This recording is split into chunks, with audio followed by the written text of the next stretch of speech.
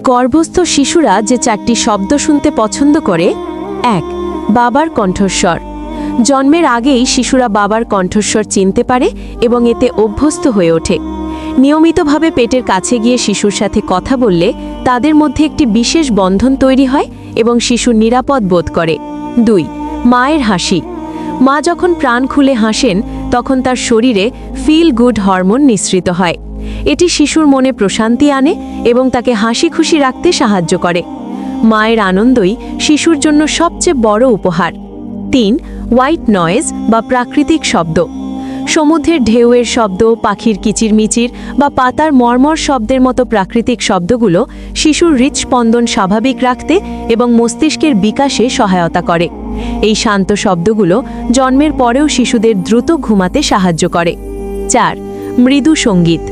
মৃদু সুর, বিশেষ করে ক্লাসিক্যাল মিউজিক বা মেডিটেশন টিউন, শিশুর শ্রবণ শক্তি উন্নত করে এবং বুদ্ধিবৃত্তিক বিকাশে ভূমিকা রাখে। প্রতিদিন কিছুক্ষণ শান্ত সঙ্গীত শোনালে গর্ভস্থ শিশু বেশ আরাম অনুভব করে।